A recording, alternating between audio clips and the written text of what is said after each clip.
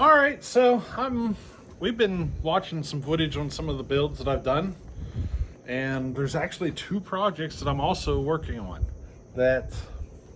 Well, one of them I'm working on. One I'm literally getting ready to start probably today. So you've been watching the 395.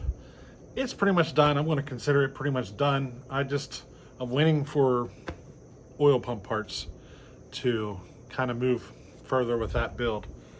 I'm just waiting on the parts. So while I'm waiting, I decided to go ahead and work on this one. And I got one sitting here on the floor that I'm getting ready to start probably today. That's because I'm not 100% certain what I'm going to do here. I think I know, but I'm not 100% yet. So I want to think about it a little more before I move forward, because we're looking at some heavier modifications on this. And it has nothing to do with the port work. That's just for the carburetor and the air filter setup. There's some modifications going on here. Well, let me bring you into it, and I'll show you what it is. It's the Holtzfforma clone of a 3120. I've had this all sitting here waiting to get it built, and it's brand new. I've never even fired it up, and here I am modifying on it without ever firing up.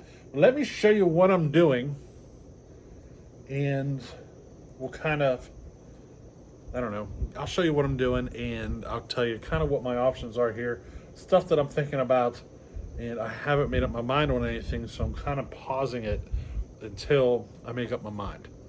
All right, so the Holtzfforma 3120, the 3120s, one of the biggest issues to overcome is the carburetor. They are a single jet carburetor. They do not have a high jet to adjust. They're non-adjustable, and there's different options. You can replace it with I forget what it is. There's a carburetor out there that basically bolts right on and allows you to adjust. They are expensive. They're probably $150 or so. I believe they're a Walbro, but this is what's left of the original carburetor. As you can see, you got the idle adjustment screw and the low circuit adjustment. There is no high speed screw to adjust. Okay. Some people have modified these to accept a high jet. I thought about doing that. I actually have an OEM version. So this is an OEM version, but this is off of a concrete saw. I have a partner concrete saw. It's basically a 3120. That you're going to see some parts off of that here, but this is an OEM carburetor off of it that, I don't know, I'll probably never touch it, but I'm going to hang on to it. You know what I mean? And I mean, look at this. I've been stealing parts off of it because I'm going to show you what I've been doing. This is the one that came on the saw, by the way, and I've been stealing parts off of it all over the place. So let me kind of bring you to what I'm doing, because we've actually completely swapped out the carburetor. We now have a high jet, a low jet, everything just like you'd expect. And hopefully this works out. We'll see. It will be a pain if I need to do a carb swap, though. It will be a pain to a point. Not too bad, but there is, you know what I mean? There are going to be some modifications required in order to do a carb swap. So let me bring you in, show you what I'm doing. Alrighty. All right, there she is. It's the Holtzfforma 3120. I've never fired this saw. I put the starter handle on it just because I knew I would need it. When we race this class, it'll be a cold start class, which means you have to start your saw. So I went ahead and put this starter handle on it. That was probably the first thing I did. And yeah, I still haven't fired it up. But the carburetor that I went with is actually an 880 carburetor. And you see I've ground on this piece of it just for clearance. I'm having clearance issues with the top of the carburetor, which you can see I've been grinding on it. But I've done that stuff with the intention. This is the original air setup, and the carburetor hits up there in the top. And for me to continue going down the path of using this, I discovered that I'm literally going to have to cut that out. There's just not enough without cutting that out. And I would have to figure out and build some custom bracing for this right here, because I'd be cutting that out. And that's in order to use the factory air filter setup. The other option is to not use this for the air filter, and use something like this. So this is off the concrete saw. It's just a straight up elbow, and I could go with this method. So the concrete saw parts would go, I did discover they will go on this. The elbow will, the air filter will, even the cover. You'd have to use this cover to do it. Because the design is different. It's bigger and it's bulkier than the original. So I don't know if I'm going to go this method, but I wanted to see if it would work, and it would work. The throttle cable, though, is different between this and the concrete saw. In fact, the whole intake boot and everything is different. And the whole throttle cable and everything works differently. So I don't know what path I'm going to go, but I did discover clearance issues trying to use this. I think this is the path I'm going to go. But I will have to make some bracing to hold this here, because that's what, that's where the air filter bolts on. And the problem is I'd be cutting it out, So we'll see what I end up here in the end. The thing with this is, so you see this hole? The throttle cable goes into this hole. So if I don't use this, I need to come up with something here to hold the throttle cable. You know what I mean? If I go with something like this elbow here, I could, I guess, cut all of this out and get it to where, I got to use these bolts, but I'd still have this little ear up here for the throttle cable. Cut all this out and just let the elbow stick up through in order for it to work. That's another option I'm looking at. I got a feeling I'm going to go with the method of cutting this all out and building a brace for this. We'll see. Some other, or maybe not even a brace, but some other way to hold the air filter cover on, Now, with this 880 carburetor, there's some modifications you got to make. The choke is completely different. Like this, the choke works over here on this side. Well, on the 880 carburetor, it works off of this side. So I stole all of those parts, the choke rod and everything, and modified it to work in the 880 carb. There's some modifications you got to make. You got to drill a hole for the little bearing detent thing that holds the choke and locks it into place. You got to drill those holes and get that all set up. This choke rod here is off the concrete saw. I was curious to see if it would work, and it looks like it would. It does look like it would line up.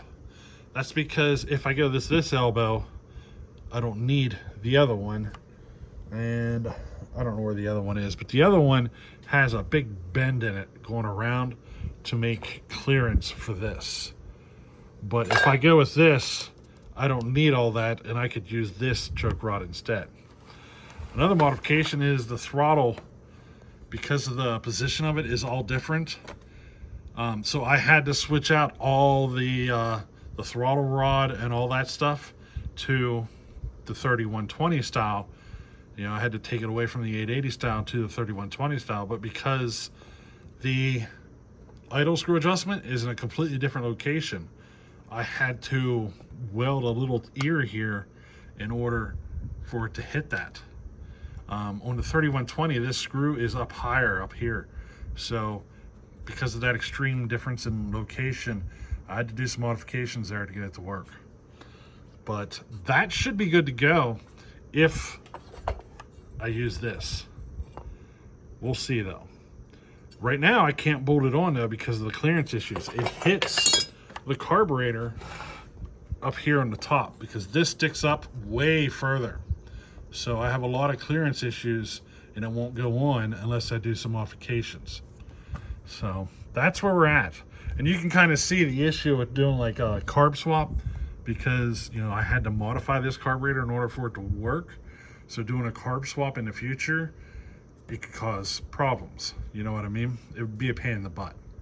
Another thing I had to do is this carb takes an external pulse line, whereas the 31-ton carb, it comes through the intake. So I had to modify for that. And the impulse actually hits way down in there. You see that hole in the impulse line? I had to cut that hole out in order to get the impulse line in there. And I'm going to have to take a little bit more out in order to get, you know, the impulse line in there without putting a bit of a kink on it. And then I had to put a hole in and put a little nipple there to run an impulse line out of the transfer. So I'm going to run the impulse out of there, drill a hole through here, and then run the impulse into there. See? You can see how there's some modifications going on here. Other than that, I mean, this saw's still factory. I got a new coil for it. These have limited coils, so I picked up an unlimited coil. I'm going to be swapping that out as well. That's a lot easier. Coil swap is easy compared to what I'm doing here. This took some time. There's several hours just getting this to this part, or to this point. So, you know, I got a few more hours yet to do. I really want to try to retain the factory air filter look and everything, but this class is actually an unlimited class. I can run all sorts of crazy fuels and everything, and part of me is thinking to not even worry about it, because I could just put a velocity stack right here where this elbow is and run it with no air filter. So I haven't decided which path I'm going to take, because ultimately whatever air filter mods I do here will not be needed at all, because, you know, I'll be running unlimited basically, and I won't need any of this stuff. So part of me is trying to come up with the easiest method, and the easiest method would probably just be to cut the top of this guy off and figure out a way to clamp an air filter on there, you know. We'll see. We'll see how this progresses, but actually the easiest method would just be to put this guy on there, because it'll go on. It goes on, and stick the air filter from the concrete saw and everything on there, and, you know, it would work. But I just have to figure out something for the throttle cable to go here, you know. That's probably the easiest method. It's just this guy's a lot bigger and bulkier. That's the only reason I don't want to use it. We'll see though. I haven't decided. I got a lot of options, you know. But that's what I've been messing with. So now I have some decisions to make on what I'm going to do with this 3120. Once I get this stuff done though, I'll be ready to fire it up. It's just, well, I got to do that stuff, and I'm going to do the muffler mod, and I doubt I get any further than that before race day, which the races are in October for this. So, you know, I'm probably going to be showing up with a factory saw, pretty much just a carb swap, coil swap, and a muffler mod. So I don't expect to do well in that class, because this is basically an unlimited class. You can run all sorts of stupid fuels, expansion chambers. You can do all sorts of stuff to these things for that class. So, you know what I mean? I am probably not going to do too well, but, you know, I figured I'd at least try to get her as a slightly modified saw for the races. And as long as I can get this carb and everything to work good, we're golden, you know? If need be, if I need to go back to something a little more OEM, I got this. I would just stick the diaphragms and everything out of this carb, throw it in this carb, and I'm back to an OEM carb. So, you know what I mean? Maybe I take this carb and try to modify it for a high jet. You know, I still got options here. I haven't decided what path I'm going to take, but I figured I'd try that 880 carb setup first, you know? So,